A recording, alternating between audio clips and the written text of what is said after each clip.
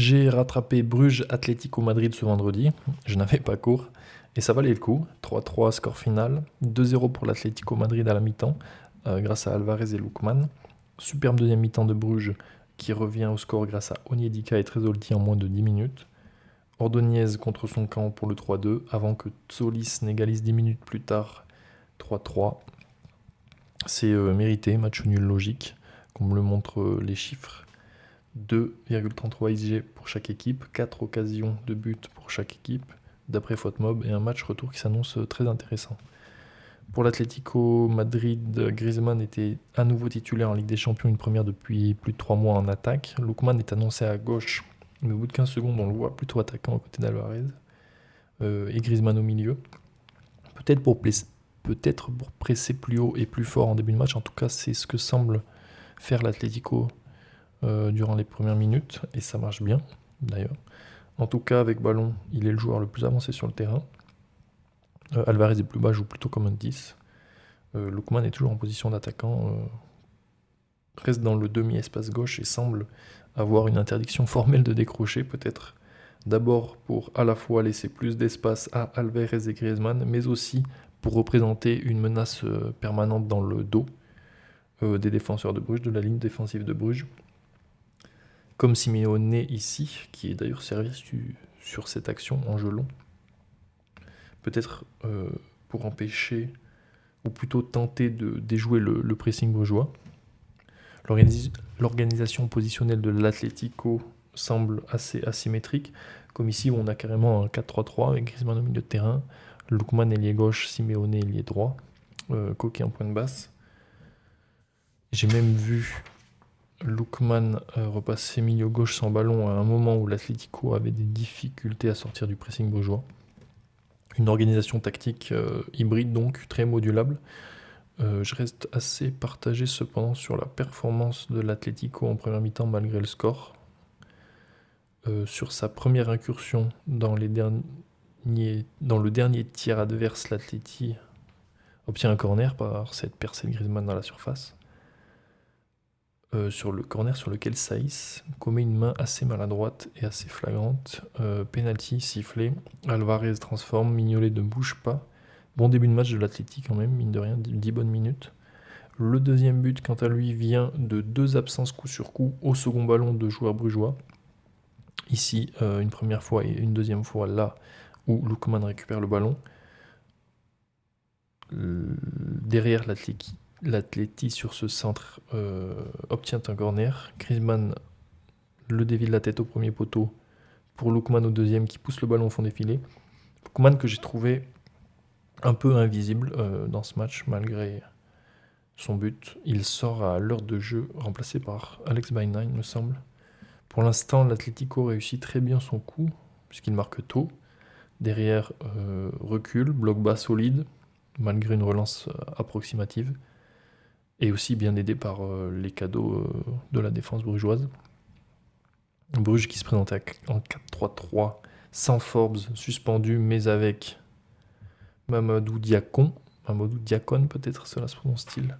Je ne sais pas, ailier gauche français de 20 ans, né à Strasbourg, formé au Stade de Reims, qui a fait vivre une soirée difficile à Molina, qui est passeur sur le 2-2, qui se joue d'abord de Simeone avec une belle fin de frappe, un râteau, accélère et centre pour Trisoldi qui coupe au premier poteau et égalise. Ça fait 2-2 à ce moment-là du match. Mais c'est pas le meilleur joueur de Bruges. Évidemment, c'est Hans Van Aken, le capitaine. Bruges serait mais tellement moins forte sans lui. Là, par exemple, il est trouvé sur le côté par Saïs. Il se retourne, attend que Saïs arrive à hauteur et fasse son appel en profondeur pour donner à Diacon juste à côté, qui rejoue avec lui.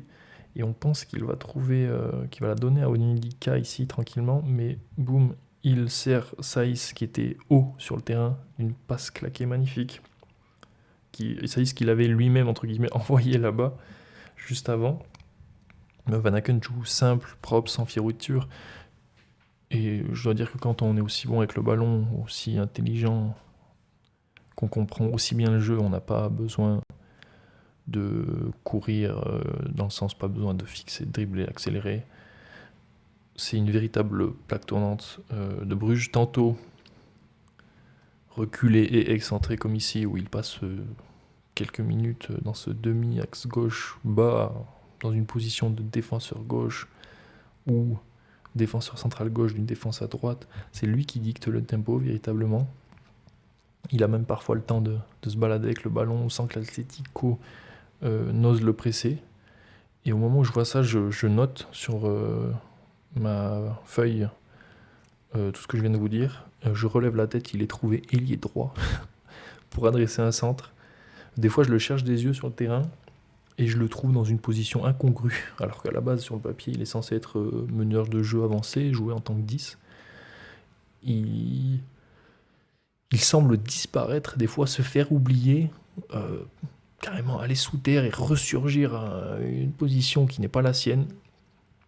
Il surprend totalement ses adversaires pour leur asséner un coup violent derrière la nuque. Super joueur, vraiment super joueur. Et pourtant, Bruges, il est même capable aussi en position basse, évidemment, d'envoyer ce genre de transversal pour Dacon, qui mène directement à une situation dangereuse pour Bruges. Pourtant, Bruges s'est débrouillé presque sans lui pour le premier but sur la réduction du score, le 1-2. Tout d'abord, il permet d'une magnifique remise en une touche d'au jeu tout en maîtrise, de faire reculer le bloc madrilène qui avait initialement prévu de presser haut. Ensuite, le belle attaque placée de Bruges. Ordonez là trouve Sabeux, je crois. Une belle passe, Sabeux super contrôle qui se l'amène dans l'espace côté droit, qui peut trouver intérieur de Solis. Magnifique contrôle pour se retourner. Avance dans la surface de réparation. Glisse dans la petite profondeur à Stankovic, je crois. Bon retour de Hanko, corner. Derrière Anaken, ça ne s'invente pas, reprendre la tête au point de pénalty. Sa tête trouve celle de Tresoldi, dont la sienne est repoussée par Oblak dans les pieds d'Onyedika, et ça fait 1-2. J'ai parlé du 2-2 déjà. Bruges a bien mieux joué, je trouve, après le 2-2.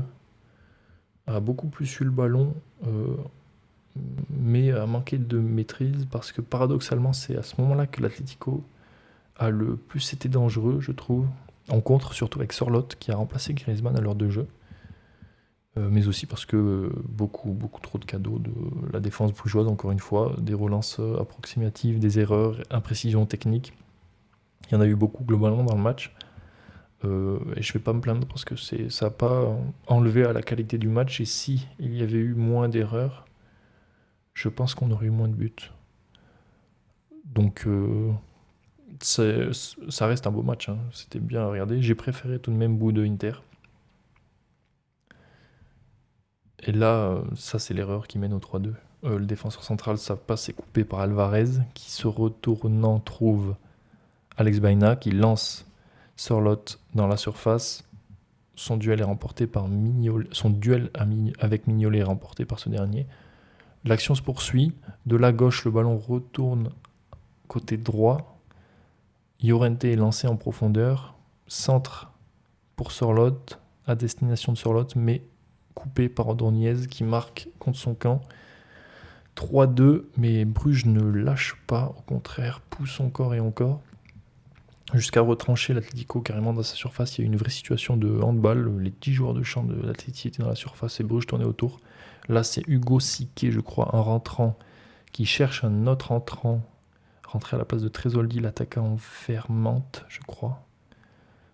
Vermante qui rate le ballon, ce qui surprend Llorente, puisque ce ballon lui était initialement destiné, mais ne surprend pas Onyedika qui peut s'en emparer, se retourner et lancer Solis dans la profondeur, qui ajuste au Black dans le petit filet, 3 partout, 89e.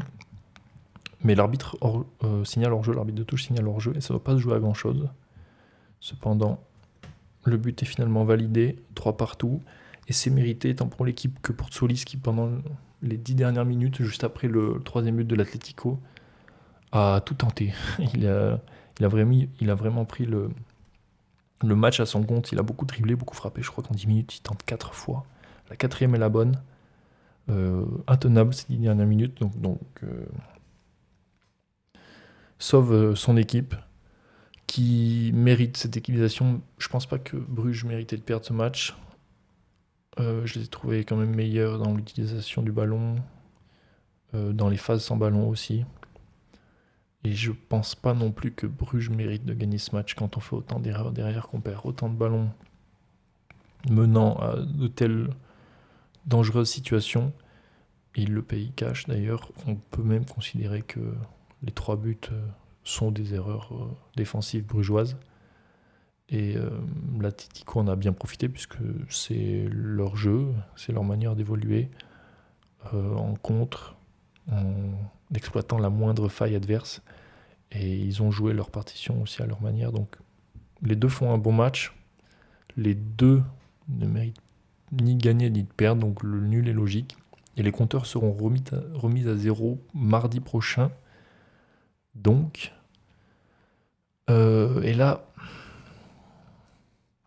je dois dire que c'est difficile à pronostiquer. Je donne quand même si Bruges m'a plus convaincu que l'Atleti sur ce match, je donne quand même un léger avantage à l'Atlético pour le match retour. Déjà, c'est un match à la maison. Et c'est peut-être le genre de match que ces joueurs ont plus l'habitude de jouer que ceux de Bruges, qui a beaucoup de jeunes joueurs, très bons mais jeunes. C'est pour ça que je vois plutôt un 55-45 pour l'Atlético Madrid. Je dirais que l'Atlético mérite de jouer, mais après, si Bruges rejoue de la même manière en gommant les erreurs qu'ils font, peuvent se qualifier également. Donc, match très intéressant en tout cas, que je ne pourrais ni voir ni rattraper à mon grand dam, mais que je recommande de regarder si la possibilité est là. L'Atlético qui joue samedi contre l'Espagnol, 6ème de Liga, et mine de rien, c'est déjà un match important pour la Ligue des Champions, puisqu'il faut sécuriser sa 4ème place. 3 matchs sans victoire. Le Betis est en train de revenir, puisqu'ils sont allés gagner chez eux il y a 2 journées. Et l'Espagnol est 6ème, hein. Grosse saison de l'Espagnol, assez surprenante d'ailleurs. Bruges reçoivent samedi Leuven, je pense qu'on prononce Leuven, qui aimerait bien sortir des barrages de relégation, tandis que Bruges a sa place quasi assurée, je pense, pour les playoffs. Peut-être feront-ils tourner. Et ça peut peut-être aussi leur profiter pour mardi, donc à voir, à surveiller. Voilà pour ce match. Rendez-vous dans 4 jours déjà. Mardi 18h45 au Riyad Air Metropolitano. Ça a changé de nom, non? Je suis pas au courant. C'est du naming, non? C'est pas Wanda Metropolitano normalement? Bon, peu importe. Dernier mot pour Lille, qui s'est incliné 1-0 contre l'Étoile Rouge de Belgrade hier soir. J'ai regardé le match à partir de la 35e minute, et je dois dire que la défaite est méritée. L'Étoile Rouge était bien meilleure. C'est compliqué pour Lille en ce moment, c'est dur. La dernière victoire en championnat remonte au 14 décembre 2025, une victoire 4-3 à Auxerre, qui est relégable, je crois. C'est compliqué en ce moment. Je ne saurais pas dire ce qui se passe, c'est pas mon club de cœur, je le suis pas particulièrement. Mais en Coupe d'Europe, j'avais regardé Lille-Fribourg aussi, c'est Giroud qui sauve le club en fin de match, je crois. Et voilà, les places qualificatives pour la Ligue des Champions commencent à s'éloigner. Lyon et Marseille prennent de l'avance. Et les clubs de derrière commencent à les rattraper aussi. Rennes, Strasbourg, Monaco, Lorient, pourquoi pas Toulouse, pourquoi pas Angers, qu'ils affrontent ce week-end d'ailleurs, donc attention pour Lille. Que je continuerai de suivre tant qu'ils sont en Ligue Europa, bien sûr. Ils sont pas morts. Ils sont pas morts, il y a un match retour, il n'y a qu'un 0. C'est possible et il faut y croire. En tout cas, moi j'y crois et je regarderai le match. Merci d'avoir cliqué, merci d'avoir suivi et écouté jusqu'ici. Je vous souhaite maintenant une bonne journée, une bonne soirée, une bonne nuit. Ciao. On s'abonne.